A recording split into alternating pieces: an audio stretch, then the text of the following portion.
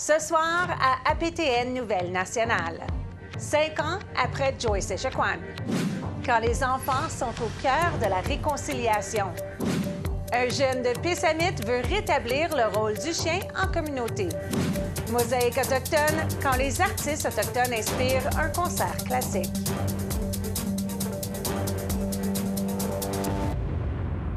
Tunusugiti, bonjour, je m'appelle Kim Sullivan. Je vous souhaite la bienvenue à APTN Nouvelle Nationale. Ce fut une semaine chargée pour nos communautés autochtones. Le 28 septembre marquait le 5e anniversaire du décès de Joyce Echaquan, cette femme atikamekw de Manawan qui s'est vue refuser des soins de santé adéquats. Le bureau du principe de Joyce a organisé une conférence et un hommage à Echaquan à Trois-Rivières le week-end dernier. Et comme le rapporte Savannah Craig, certains désapprouvent la manière dont le gouvernement du Québec a réagi à la mort de Joyce Echaquan au cours des 5 dernières années. J'ai juste ouvert 2-3 secondes, puis j'étais pas capable. La sénatrice a participé à la conférence pour la commémoration des 5 ans du décès de Joyce Echaquan. Les panélistes ont abordé la question des changements quant à l'accessibilité aux soins de santé pour les populations autochtones. Qu'est-ce qui a changé ou pas depuis le décès de Joyce? La rage qui est arrivée ce soir-là ou cette journée-là, elle est encore présente. En attendant qu'on utilise les systèmes. Le principe de Joyce a été fondé suite au décès de celle-ci.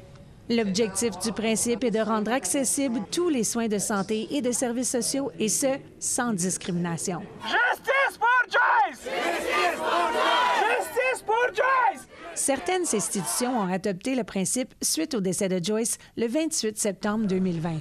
C'est le cas pour le Collège des médecins. Le gouvernement du Québec, lui, n'a pas fait ce choix. Joyce, c'est notre George Floyd. 2 mois après le décès de Joyce, Gregory Kelly, l'ancien vis-à-vis libéral du responsable des relations avec les Premières Nations, s'est battu pour que le principe de Joyce soit adopté à l'Assemblée nationale. And it was rejected, mostly because of 2 words, systemic racism. Y a-t-il consentement pour débattre de cette motion? Pas de consentement, M. le Président. Pas de consentement. À ce jour, le gouvernement du Québec refuse de reconnaître l'existence du racisme systémique dans la province. Lorsqu'on parle de racisme systémique, on n'a pas la même vision. Au moment de présenter le reportage, Yann Lafrenière, le ministre responsable des relations avec les Premières Nations et les Inuits, n'était pas disponible pour une entrevue. Son bureau a toutefois dit ceci à APTN Nouvelle Nationale. Certaines personnes semblent avoir une obsession avec le terme « racisme systémique », mais le gouvernement croit qu'il faut attaquer la cause à la racine. Dans un courriel, le relationniste du bureau d'Yann Lafrenière a écrit ceci. « Nous avons intégré des éléments clés du principe de Joyce dans le projet de loi 32 sur la mise en œuvre dans la sécurité culturelle dans le système de santé. Nous avons aussi mené 2 grandes campagnes de sensibilisation au sujet des réalités autochtones dont le but d'informer et d'augmenter la sensibilisation de la population générale. » Selon la sénatrice Michèle Audette, le gouvernement du Québec n'en a pas fait assez. La résistance qu'on voit avec le gouvernement actuel, pour moi, elle ne changera pas. Mais je nous souhaite collectivement qu'un nouveau gouvernement arrive. Je pense qu'on est rendu là, où ce nouveau gouvernement-là va reconnaître et, aussitôt que c'est reconnu, va surtout appliquer le principe de Joyce.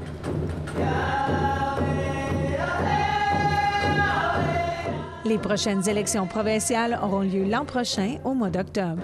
Un reportage de Savannah Craig. Lors de la 2e journée commémorative en hommage à Joyce, plusieurs de sa communauté se sont rassemblés pour se souvenir d'elle. Cela a donné lieu à des moments poignants et des demandes claires. Comme Stéphanie Desèvres nous le rapporte, les chefs n'ont pas mâché leurs mots envers le laxisme du gouvernement. Le principe de Joyce est une réponse. Ce n'est pas une faveur que nous demandons, c'est un droit. Le chef de la communauté de Manawan, d'où était originaire Joyce Echaquan, a dû être réconforté par les siens. Joyce est morte dans un hôpital du Québec, humiliée, abandonnée, traitée comme si sa vie ne valait rien. Ce n'était pas une erreur. Ce n'était pas un cas isolé. Le chef Sipi Flamand a pris le micro lors des commémorations du 5e anniversaire du décès de Joyce Echaquan. Il a livré un discours émouvant. Combien de vies détruites avant que l'État cesse de tourner le regard.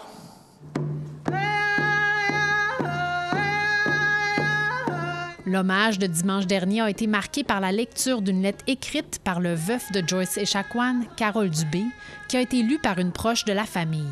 5 ans ont passé depuis que Joyce nous a quittés. Sa voix, pleine de douleur et de courage, a traversé les murs d'un hôpital pour venir frapper nos cœurs. Monsieur Dubé était trop émotif pour prendre la parole. La voix de Solange Dubé a rappelé qui était sa femme. Elle avait une lumière en elle que seule l'injustice a pu éteindre. Every man is a son to a daughter. Chaque homme est le fils d'une femme. Le chef régional de l'APNQL, Francis Véropol, a souligné l'importance de la présence des femmes dans le processus de guérison. Je veux rendre hommage à vous, les femmes de nos nations. J'ai un privilège immense de pouvoir compter sur les femmes élues. Et vous savez, c'est une force incroyable, non seulement au niveau politique, mais de l'ensemble de nos sociétés. Dans sa lettre, M. Dubé écrit que le principe de Joyce devrait être intégré dans les politiques publiques. Depuis, quelques citoyens ont agi, mais les gestes des gouvernements restent trop souvent symboliques. Le grand chef Constant Awashish revient sur l'écriture du principe de Joyce. On a créé une petite équipe pour rédiger le principe de Joyce. On se réunissait jusqu'à très tard le soir pour justement réfléchir à tout ça, pour en arriver à quelque chose de cohérent et crédible. Puis c'est ce qu'on a déposé à ce moment-là, 1 mois plus tard, après la tragédie de Joyce Echaquan. Le principe n'a toujours pas été adopté par les gouvernements. Mais depuis 5 ans, le gouvernement du Québec bloque. 5 ans de refus, 5 ans de silence, 5 ans de mépris. Le chef indique que le temps n'est plus aux excuses. Il faut agir maintenant. Et n'arrêtons pas. Pas tant que la justice ne sera pas faite, pas tant que nos droits ne seront pas respectés, pas tant que nos peuples ne seront pas traités avec la dignité qui nous revient. Justice pour Joyce. Stéphanie Desèvres, APTN Nouvelles Nationales, Trois-Rivières. Après un déboulement d'émotions pour Joyce, nos communautés se sont réunies pour la Journée nationale de la vérité et de la réconciliation. Une marche par et pour les enfants a eu lieu à Verdun, organisée par le CPE Soleil Levant. Pour la 2e année, le danseur Corey Golder ouvre cette marche, mais comme le rapporte Stéphanie Desèvres, cette année, il n'était pas seul. Corey Golder prend part à une marche spéciale. Il ouvre la marche de l'esprit du CPE Soleil Levant à Verdun. C'est presque juste des enfants qui participent dans la marche. C'est vraiment sacré. Pour l'occasion, Corey a demandé à son père de l'accompagner. C'est la 5e marche pour les enfants du CPE, mais pour le papa de Corey, c'est sa toute première. Sorry, I get emotional. That place broke my spirit. Survivant du pensionnat de Kamloops, qu'il a fréquenté pendant 7 ans, Delbert Sampson revient sur les impacts de son passage à l'école. I'm 74 years old now, but I've done a lot of healing ceremonies, and I'm very happy that have my children. C'est donc avec son fils et des enfants qu'il vit sa toute première marche pour la Journée nationale de la vérité et de la réconciliation. L'instigatrice de la marche et la coordonnatrice du CPE, Catherine Cordier, souligne ses débuts. We started it 5 years ago just with our little daycare, walking to City Hall and then walking back. And then years after that, we invited other neighboring elementary schools and schools, and it has grown. Le CPE Soleil Levant est le seul à vocation autochtone sur l'île de Montréal. Catherine, qui est une Cree du Manitoba, a eu l'idée de créer la marche par et pour les enfants en réponse à celle qui a lieu au centre-ville, rendant celle-ci accessible pour ses 84 enfants. We all have little feet. We all are using strollers for the tiniest. Catherine prépare les enfants à la marche en faisant des suggestions de lecture aux éducatrices et aux parents. For our age children, all under 5, it's more just Orange Shirt Day. but it's to share more with our families and the adults to learn more about the cause. Des centaines de personnes, dont majoritairement des enfants, se sont rejoints pour écouter les prises de parole. It's nice to see you all. Monsieur Sampson, qui est un membre de la nation de Secwepemc en Colombie-Britannique, s'est adressé aux enfants. That big drum helps many people in the healing process. Pour lui, que de voir des enfants marcher en mémoire de ceux qui n'ont pas pu retourner à la maison est une prière exaucée. Many of us have lost relatives. I've lost relatives in that residential school that never made it home to their families. Cette marche père-fils a aussi eu un effet sur Corey, un Mi'kmaq de l'Estigouche. Il fallait que je mette mon bâton dans mon autre bras quelques fois juste pour enlever les larmes de mes yeux. C'était pas tout à fait triste, mais c'était pas tout à fait comme heureux non plus. Corey a souligné la force de la symbolique, qu'un survivant ouvre une marche composée principalement d'enfants. Juste un grand merci à tout le monde qui est ici. Au-delà des traumas qui sont transmis de génération en génération, Corey, lui, souligne la résilience qui, elle aussi, peut être transmise. Dès qu'on commence à ramener de la guérison dans nos familles, c'est la même chose qui va arriver aussi. Alors, dans ma famille, nous, on est la preuve de ça.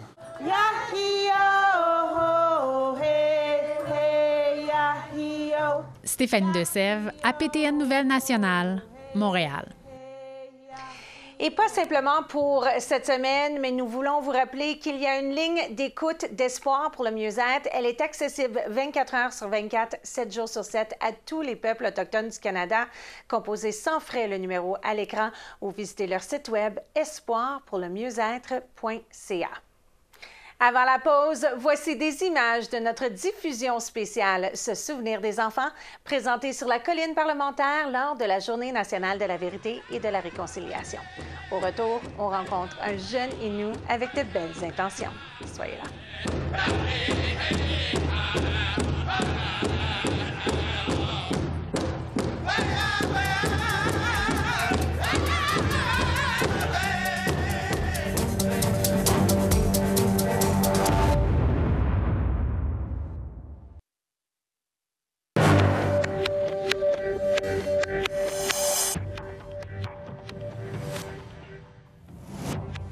Bienvenue. Depuis mercredi, le ministre de la Sécurité publique interdit les feux à ciel ouvert dans certaines forêts ou à proximité de celles-ci en raison des conditions actuelles et du manque de pluie. Plusieurs régions de l'ouest du Québec sont visées par cette interdiction. Un feu à ciel ouvert veut dire tout feu extérieur brûlant librement ou qui pourrait se propager dans un territoire forestier tel qu'un feu de camp ou de foyer, un élément pyrotechnique, une flémèche ou une étincelle produite par un objet. En ce moment, la Société de protection des forêts contre le feu, ou SOPFEU, estime que l'indice de danger d'incendie est extrême pour toutes les régions du Québec qui bordent l'Ontario, sauf Matagami et Waskaganish. L'indice de danger est très élevé ou élevé pour la plupart des régions de l'Outaouais, la Mauricie, les Laurentides, la Naudière, l'Estrie, la Montérégie, le centre du Québec, Chaudière-Appalaches, la capitale nationale, le Bas-Saint-Laurent et la partie sud de la Côte-Nord. Une infraction est passible d'une amende de 500 $ à 50 000 $.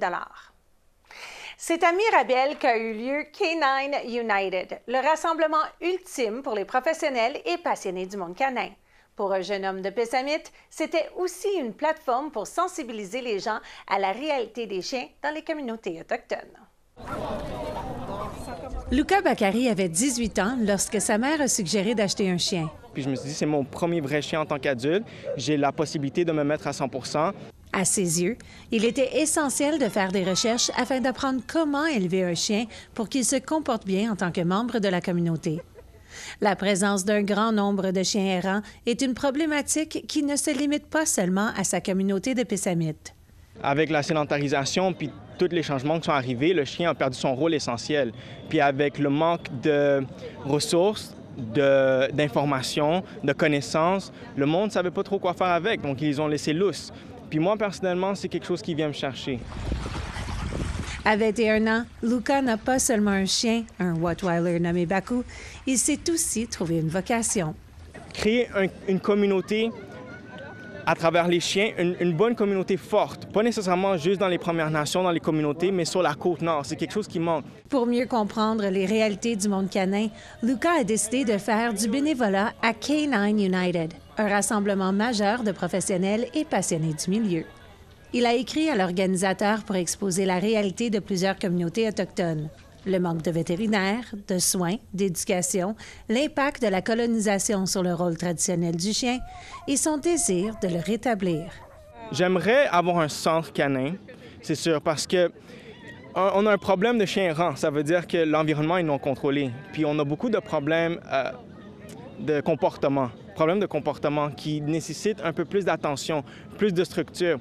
Moi, personnellement, j'aimerais devenir éducateur canin, mais j'aimerais aussi devenir technicien animalier pour pouvoir apporter d'autres services. En lisant ce courriel, l'organisateur, François Garcia, a tout de suite compris qu'il avait affaire à un jeune homme hors de l'ordinaire. Je suis comme, wow, il y a quelque chose de spécial dans lui. Tout de suite, j'ai ressenti la passion qu'il y avait dans lui et sa vision de ce qu'il voulait faire. Pas juste qu'il me présentait un problème actuel, mais il me présentait aussi une solution. Plutôt que de l'inviter comme bénévole, François Garcia lui a offert un kiosque pour présenter les enjeux évoqués auprès de la communauté canine.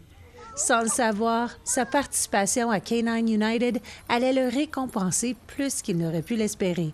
On croit pas juste en sa vision, on croit vraiment en lui. On va lui offrir une bourse de 8 000 $ pour construire toute sa plateforme électronique et qu'aussi il puisse commencer à travailler dans ses études de ce qu'il va faire dans le monde animal.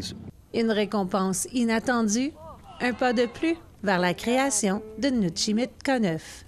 Moi, je me sens vraiment honoré, je me sens vraiment chanceux, je me sens humble parce que tu peux facilement dire être coincé dans le moment présent, tu peux facilement être comme go, go, go, puis pas réaliser l'expérience puis l'opportunité qu'on a. Puis vraiment, je peux même pas demander plus. On lui souhaite bonne chance. Avez-vous une bonne histoire à nous partager? Nous sommes toujours à l'écoute. Vous pouvez nous envoyer un courriel à nouvelles@aptn.ca. Vous pouvez regarder nos histoires sur notre site web aptnnews.ca/nouvelles et trouvez-nous sur les réseaux sociaux YouTube, Facebook, X, Instagram et TikTok. Suivez-nous. Nouvelles APTN. Au retour de cette courte pause, nous rencontrons 2 des 3 solistes autochtones qui performeront ce week-end avec l'Orchestre classique de Montréal. Soyez là.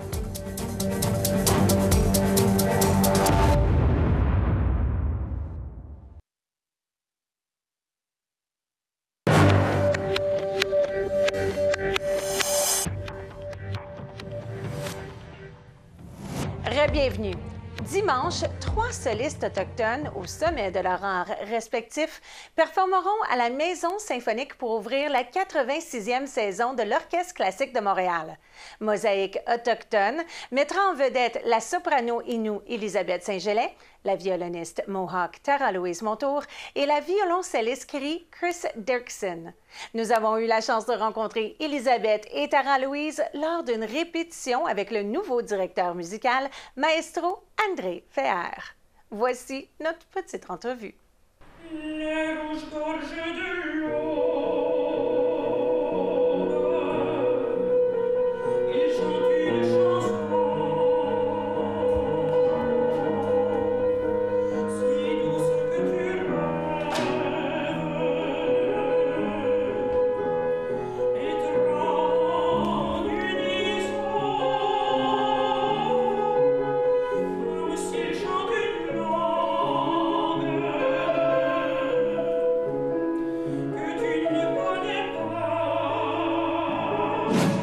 Bonjour!